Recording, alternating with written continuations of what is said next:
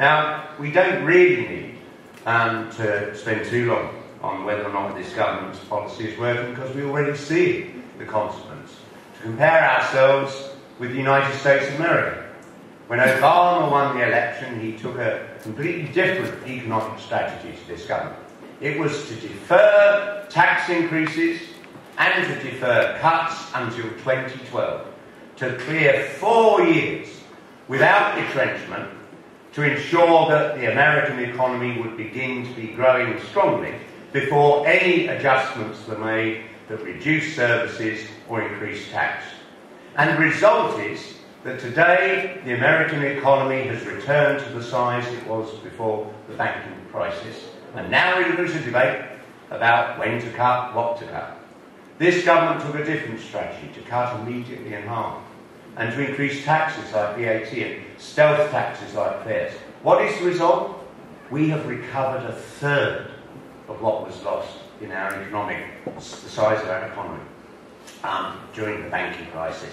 And it just simply, these are such extreme differences that it demonstrates the wisdom of the direction Obama took and the stupidity of this government. And here in London, we have suffered worse, at least in the rest of the country. Until 2010, you had a Labour government protecting people and services, and that is why there was quite a strong period of growth towards the end of that period of government before the recent turn down in our growth figures. But here in London, cuts started 2 years ahead of the rest of the country.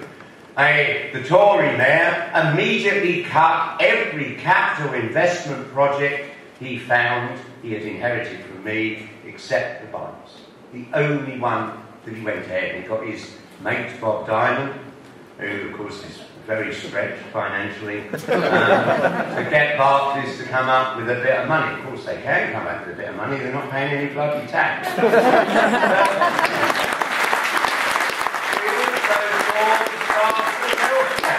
From our Tory men. Increases in fares in real terms, so that a single fare on the bus is up 44%.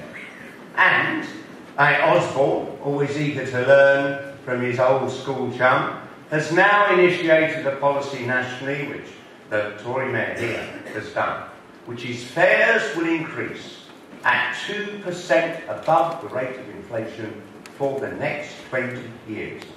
That means, in real terms, fares where we've already got the highest fares in the bloody world are going to be increased by half.